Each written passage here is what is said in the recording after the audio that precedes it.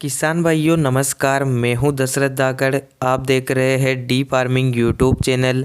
इस वीडियो में हम गेहूं की खेती के बारे में बात करेंगे। अधिकतर क्षेत्रों में गेहूं की फसल में बालियां निकलना शुरू हो चुका है। वहीं कुछ क्षेत्रों में गेहूं की फसल गबोट अवस्था में चल रही है। गेहूं में जब बालियां निकल जाती है उसके बाद हमें कौन से कार्य करने चाहिए जिससे गेहूं की बालियों की लंबाई अधिक हो, दानों का भराव अच्छे से हो, दाना मजबूत ठोस बने और पैदावार ज़्यादा निकले। किसान भाइयों, गेहूं की यह स्टेज सबसे महत्वपूर्ण मानी जाती है। इस समय कुछ काम अगर आप कर लेते हैं तो आप गेहूं की खेती से ज़्यादा पैदावार ले सकते हैं। इस वीडियो में मैं आपको पूरी जानकारी देने वाला हूं कौन कौन से कार्य आपको इस समय करने चाहिए जिससे जो गेहूं की बालियां हैं वो भी लंबी बने और पैदावार ज़्यादा निकले। वीडियो को पूरा ज़रूर देखिए। जो किसान हमारे चैनल पर नए हो चैनल को सब्सक्राइब कर दीजिए, पास ही में घंटी के निशान को ज़रूर दबाइए जिससे हम आगे जब भी नया वीडियो अपलोड करें तुरंत आपको जानकारी मिल जाए। किसान भाइयों, गेहूं की फसल में जब बालियां निकल जाती है पूरे खेत में, इस समय कुछ काम आप समय पर करें।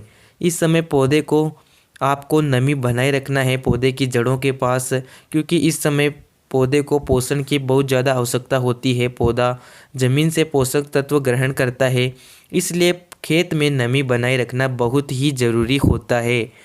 किसान भाइयों, इस समय अगर आप नमी बनाए रखते हैं तो इससे गेहूं की बालियों में दानों का भराव अच्छे से होता है और बालियों की लंबाई भी जल्दी से बड़ी होती है। इस समय आप हल्की सिंचाई कर दें, खेत में पानी का भराव ना होने दें। साथ ही पौधे को इस समय जिस पोषक तत्वों की कमी नज़र आती है उस पोषक तत्व की पूर्ति आप जरूर करें। अगर आपके पौधे में नाइट्रोजन की आवश्यकता है या फास्फोरस की आवश्यकता है या पोटास की आवश्यकता है तो आप एनपीके घुलनशील खादों का प्रयोग कर सकते हैं, जैसे कि एनपीके 1261 एनपीके 13045 एनपीके 05234 और एनपीके 0050। इन खादों के माध्यम से आप अपनी गेहूं की फसल में नाइट्रोजन, फास्फोरस और पोटास की पूर्ति कर सकते हैं।